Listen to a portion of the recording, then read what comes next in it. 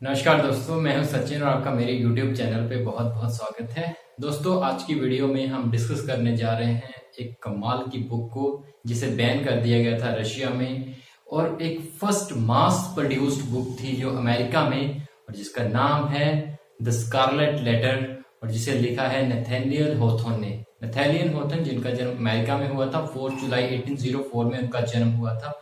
इसी नॉवल के साथ वो उन्हें बहुत ही ज्यादा फेम मिली थी और अमेरिका में बहुत ज्यादा फेमस हो गए थे, और इसके बाद उन्होंने कई और इस तरह के नॉवल लिखे थे। बात अगर नॉवल की इंट्रोडक्शन की करें तो ये नॉवल बताता है कहानी एक औरत की, एक वुमन की, जिसे ट्रैप किया गया first into loveless marriage and then into adultery. और उसके बाद जब वो अडल्ट्री करती हैं, उनकी एक बेटी होती है, एक बच्ची होती है इनकी, जिसका जिसके फादर के नाम को रिवील करने के लिए इनको बहुत ज्यादा मजबूर किया जाता है, लेकिन ये डटी रहती हैं और खुद अकेले अपनी जिंदगी जीती हैं और किसी को मरते दम तक अपने जो इसके फादर थे उसका नाम ये नहीं बताते हैं। तो ये कुछ इंट्रोडक्शन थी इस नॉवल की। तो दोस्तों, इस नॉवल को पब्लिश किया गया था 1850 में, और इसकी सेटिंग है मैसाचुसेट्स में 1642 से लेके 1649 तक, जो कि प्री इंडिपेंडेंस एरिया था अमेरिका का। जी हाँ, प्री इंडिपेंडेंस एरिया के साथ डिस्कस करता है ये अमेरिका के। उस टाइम पे प्यूरिटन जो एम्पायर था वो वहां पे बहुत ज्यादा हिट था, बहुत ज्यादा जड़ में था, इसीलिए उस चीज को ये टारगेट करता है। हिस्टोरिकल नॉवल है लेकिन ये स्पिरिचुअल थिंग्स को भी टारगेट करता है। उस टाइम की जो 1642 से लेके 1649 तक थी, उस टाइम की स्पिरिचुअल या रिलीजियस कलर्जिस को ये टारगेट करता है कि किस तरीके से थी वो, किस तरीके से डील करती थी। तो इस तरीके से वो उन चीजों को भी काफी टारगेट करता है ये नॉवल। तो दोस्तों, ये है नॉवल की तस्वीर। फिंगरप्रिंट पब्लिशिंग से लिया है मैंने ये मुझे कॉस्ट किया था लगभग 150 रुपीज के करीब। अगर आप इसको डिस्काउंट में लेंगे तो आपको 100 रुपीज तक आराम से मिल जाएगा। ये novel the scarlet letter fingerprint publishing से है। ये कमाल की बुक है ये। अगर आप चीप रेट देख रहे हैं तो अच्छा पब्लिशर है ये, लेकिन अगर आप बेहतर में लेना चाहते हैं तो आप पेंगुइन से खरीद सकते हैं या फिर वर्डवर्थ क्लासिक के साथ भी जा सकते हैं, तो वो भी बेहतर पब्लिशर हैं। लेकिन मैं कहूंगा कि अगर आप चीप रेट देख रहे हैं, अगर आप कहानी पढ़ना चाहते हैं, समझना चाहते हैं, तो फिर आपके लिए फिंगरप्रिंट पब्लिशिंग भी सही रहेगी। तो चलिए दोस्तों, अब बात करते हैं नॉवल के प्लॉट की अगर बात करें तो कहानी स्टार्ट होती है हेस्टर प्राइम के साथ, जो मेन लीड कैरेक्टर है इस नॉवल की, जिसी को स्कारलेट लेटर दिया गया था ए, जिसका मतलब है अडल्ट्री। तो अडल्ट्री का टैग उसे क्यों दिया गया था, ये क्यों स्कारलेट लेटर ए उसके बोजम पे क्यों लगाया गया था, तो इसके बारे में डिस्कस करेंगे हम। तो सबसे पहले अगर बात करें तो नॉवल जब स्टार्ट होता है तो स्काफोल्ड पे चढ़ाया गया है इसको, हेस्टर प्राइम को। इसके हाथ में एक बच्ची है, वो भी इसी के साथ है, तो इसको स्काफोल्ड पे चढ़ाया गया है। पूरे 3 घंटे के लिए वहां पे किया जाता है पूरी ऑडियंस के सामने। पब्लिक शेम कहा जाता है इसको, क्योंकि पब्लिक के सामने इसको शेम किया जा रहा है क्योंकि उसने अडल्ट्री की हुई है। बात क्या हुई थी कि इसका हस्बैंड माना गया है कि किसी वॉयज पे गया हुआ था, समुद्री यात्रा पे गया हुआ था और वहां पे खो गया था। तो ऐसा माना जाता है कि मे बी उसकी वहां पे डेथ हो गई होगी, और उसी के बाद पीछे से इसका अफेयर चल पड़ता है किसी के साथ। पता नहीं किसके साथ चला हुआ है, किसी के साथ इसका अफेयर चलता है, और उसके बाद उसी अफेयर के कारण एक बच्ची हो जाती है, और उस बच्ची के कारण पाया जाता है कि इसने अडल्ट्री की है और इसे इसकी सजा मिल जानी चाहिए। हुआ ऐसे था कि हेस्टर प्राइम को उसके हस्बैंड ने अमेरिका पहले ही भेज दिया था, लेकिन उसने कहा था कि मैं बाद में आऊंगा, और बाद में वो आया ही नहीं। तो ऐसा माना गया था कि वो शायद समुद्र में डूब गया हो। इसी कारण उसका अफेयर चल पड़ता है किसी के साथ, और वहां पे उसको एक बेटी होती है, और जिस कारण उसे अडल्ट्री का दोषी माना जाता है, और उसके बोजम पे एक टैग लगाया जाता है अडल्ट्री का, उस पे ए लिखा होता है उसके बोजम पे, और उसको 3 घंटे के लिए पब्लिश शेम पे लिए रखा जाता है, पूरे स्काफोल्ड पे पूरे 3 घंटे के लिए रखा जाता है। और उसी टाइम पे एक अजीब सा इंसान वहां पे आता है, छोटा सा है, मिस शेपन है, और दाढ़ी बढ़ाई हुई है, उसने दाढ़ी रखी हुई है, और वो आके पूछता है वहां से किसी आदमी से कि इस औरत को क्यों ऐसे चढ़ाया गया है, उसके ऊपर स्काफोल्ड के ऊपर क्यों चढ़ाया गया है। तो वो उसे बताता है कि इसने अडल्ट्री की हुई है, किसी और इंसान के साथ इसने अफेयर किया है, और उसके कारण ये बच्ची हुई है, तो इलेजिटिमेट चाइल्ड नहीं है ये उसका, तो इस कारण इसको स्काफोल्ड पे चढ़ाया गया है। तो वो कहता है कि जिसने इसके साथ उस इंसान को भी मार देना चाहिए जिसने इसके साथ एडल्ट्री की है, उसको जान से मार देना चाहिए। और वहां से ये कहकर वो चला जाता है। हालांकि बाद में हमें पता चलता है कि बाद में प्रिजन में 3 घंटे के बाद उसको वापस प्रिजन में डाल दिया जाता है, हेस्टर प्राइन को उसकी बेटी के साथ वहां पे उससे एक फिजिशियन देखने आता है। ये फिजिशियन वही बंदा है जो वहां पे उससे बात कर रहा था किसी इंसान से और इसके बारे में पूछ रहा था। और इनकी बातों से हमें पता चलता है कि ये हेस्टर प्राइन के रियल हस्बैंड है जो भी वापस आ चुके हैं और इन्होंने मेडिसिन के ऊपर काफी काम किया है और अभी एक अच्छे फिजिशियन बन चुके हैं। और वो उनसे बात करते हैं, उनसे पूछते हैं कि मुझे बताओ कि तुमने एडल्ट्री किसके साथ की है, किसके साथ अफेयर था तुम्हारा। तो वो बताती है कि इससे पूछने से कोई फायदा नहीं है, मैं तुम्हें बताने वाली नहीं हूँ। और बोलता है कोई बात नहीं, वो तो मैं खुद पता लगा लूंगा, वो ढूंढ लूंगा मैं, उसके तुम चिंता मत करो। लेकिन तुम मुझे इतना बता दो, मेरे से इतना वचन दो मुझे कि तुम मेरे बारे में किसी को नहीं बताओगे कि मैं तुम्हारा हस्बैंड हूँ। हालांकि वो शक करती है, उसे लगता है कि उसे इस बात से पछताना पड़ेगा आने वाले समय में, लेकिन वो फिलहाल के लिए मान जाती है।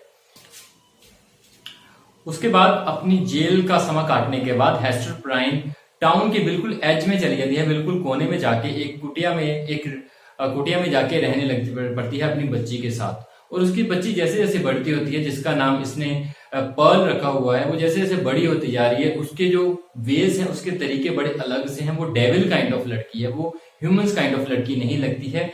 और लोगों ने इसके बारे में गवर्नर को बताया है। गवर्नर बेलिंगम और ये सोच रहे हैं कि वो पर्ल को हेस्टर प्राइन से लेकर किसी और को दे दें, क्योंकि पर्ल की जो अच्छी देखरेख वो नहीं कर पा रही है।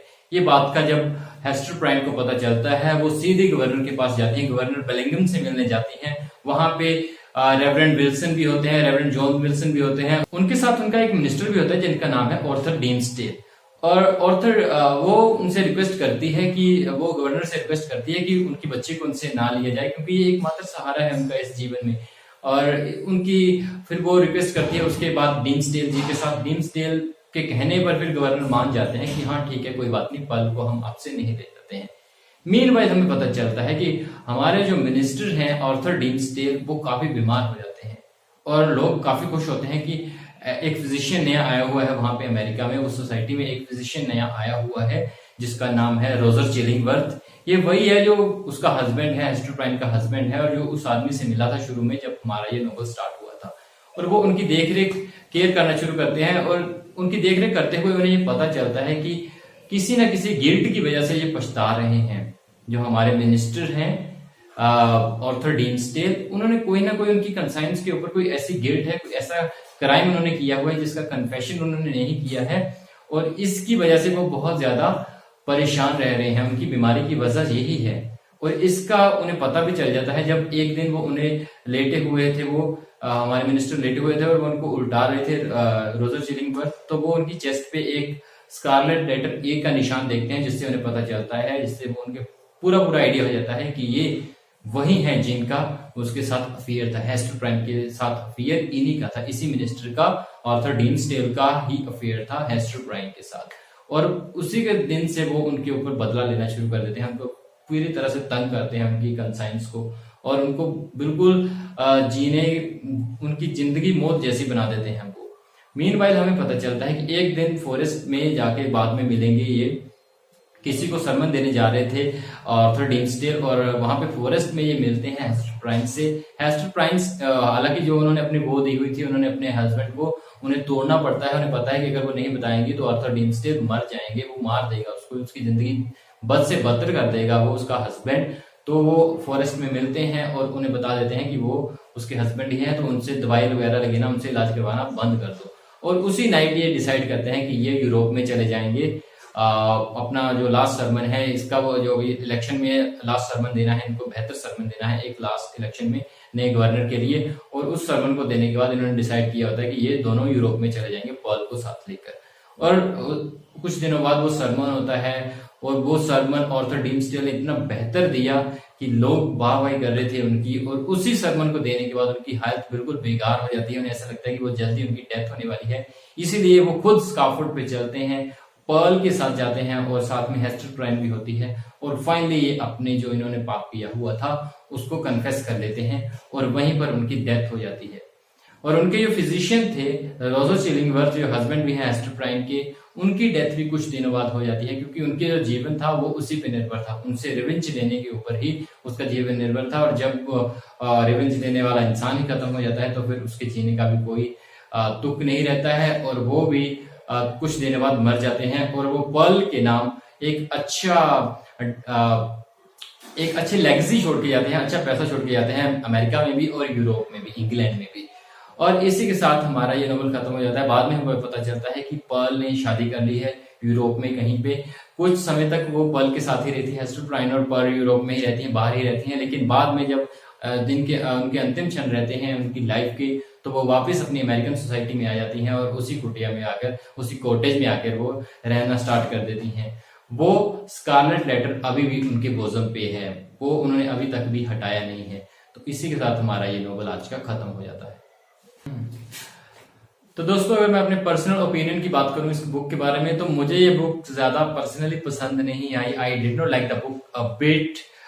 मैं इसको रेटिंग दूंगा 3.0। जी हाँ, 3.0 आई नो काफी कम है, लेकिन हाँ मैं इस बुक को 3.0 ही रेटिंग दूंगा, इससे ज्यादा मैं नहीं दे पाऊंगा, क्योंकि मुझे कहानी पढ़ने में मजा नहीं है यार, बिल्कुल भी।